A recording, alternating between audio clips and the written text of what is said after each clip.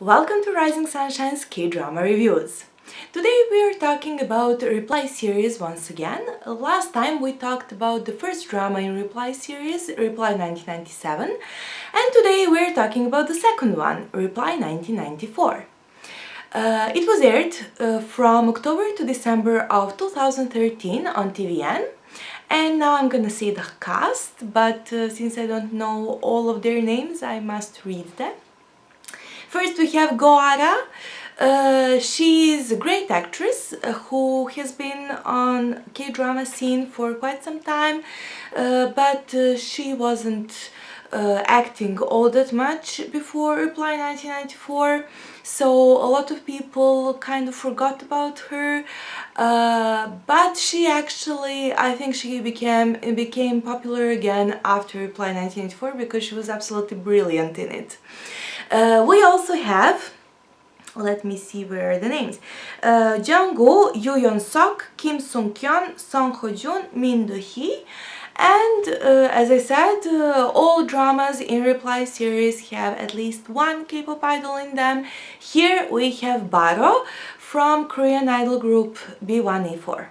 In Reply 1994 we have a story about six friends who are in university. They are actually country pumpkins coming to Seoul from their small towns all around Korea and starting living together in a boarding house which is owned by Goara's character's family. So now we have this family-like setting where family-like relationships develop, both between the kids as well as between the kids and main girl's parents, who take care of them, who make sure they feel at home. Because of that, the relationships that are in the drama are not just like romance ones, which is actually quite similar to Reply 1997, like the whole story with the mystery guy who gets the girl, we don't know who he is, we have a couple of guys actually looking like good candidates for that. But beside romance, we have wonderful friendships forming. We also have a bromance. We actually had something like bromance in Reply 1997, but here we have the typical bromance kind of. We have two guys who are roommates in the house, and in the beginning they don't get along at all. They are fighting all the time, they really don't like each other all that much, but as time goes and as drama develops, they actually become the best friends. But the most important thing about Reply 1994 that sets it apart from Reply 1997 are those family-like relationships that for the first time are developing in Reply series.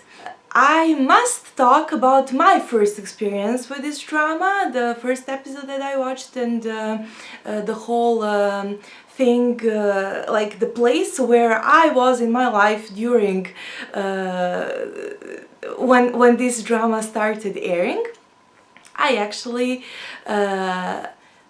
just came back from my first trip to Korea. 2 days after I came home, the drama started airing, and I started watching it. So I remember that it was Sunday, I know that it was weekend, so I basically I was very excited because of Reply 1997. I was very looking forward to Reply 1994, very curious how it's gonna turn out, if I'm gonna like it or not, because Reply 1997 was really so awesome to me. I loved it so much. So I was quite skeptical about Reply 1994, and I was just like, okay, I'm gonna see if I like this. I will probably watch this, but let's just see what it's gonna be like from the start. So it was Sunday. I I got all cozy, started watching the first episode, and then I ended up watching that first episode for like 3 or 4 hours, simply because I just couldn't stop laughing, so I had to pause like every 5 or 10 minutes just to laugh. The first episode was absolutely hilarious to me, but what the thing that I could really relate to was is one scene, and I must say that this is a small spoiler, but only small because it's the first episode and I think it won't affect your watching. So yeah, you have a scene with one of the main guys coming to Seoul and trying to find a house, but he just gets lost and can't find his way, and that is actually quite typical and quite possible for Seoul, because Seoul is huge, and especially in the center of the city where you have all those big subway stations. Those subway stations can be so big that they have like more than 10 exits, and if you don't know which exit you have to go to, you might get lost. And I actually must admit that that kind of thing happened to me and my friends one day in Seoul. We actually spent 3 hours looking for each other, even though we were all in the same area, like at the same subway station, but we were at different exits and the metro already closed, so we couldn't go down and actually go to the exit where the friend is. So we really tried to, we lost completely all patience and everything because it took us 3 hours to find each other. So yeah, you know, when you watch some drama or some series, it doesn't have to be Korean, but sometimes you have those scenes, those situations where you just think, oh, they overdid it, it can't be possible, it's really not realistic, this doesn't happen in real life. Well, trust me, this kind of thing really can happen in Seoul. So that was something that I could relate to, and that was very, very fun to me because I actually experienced it and I could really understand the poor guy trying to find his new home in Seoul but failing so bad. In Reply 1994, the whole thing about the beginning of 90s is that in K-pop we didn't have K-pop idols yet, like K-pop boy bands and stuff like that, but before that we had one very, very important figure in K-pop, and here we have a little bit of him. It's Sateji and his band Sateji and Boys, and one of the characters is actually a fan of him, so we have that part of Korean popular history there. The other thing that I think is more important is sports. We have the importance of a Korean basketball league that was popular in the beginning of the 90s, and a little bit later in the series, baseball. But I'm gonna go back to the basketball. Our main girl character is a huge fan of those basketball players that were in the beginning of the 90s.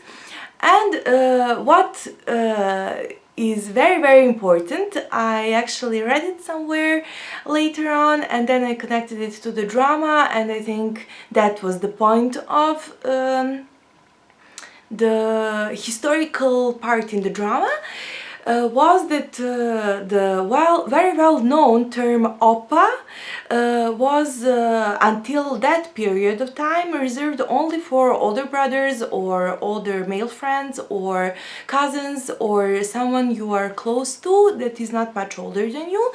But in the beginning of the 90s, for the first time, that term was started to be using by fangirls for the celebrities. So here we have fangirls of those basketball players scream "Oppa! Oppa!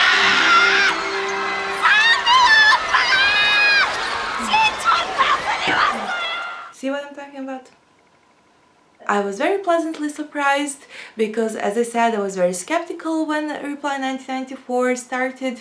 I hoped that they won't ruin the Reply series or the Reply 1997 image with this drama, but I must say that in the end I actually loved Reply 1994 even more than I loved Reply 1997. So it's ranking time, and I think I made it pretty obvious, but I'm still gonna say it. I give Reply 1994 a 10 out of 10.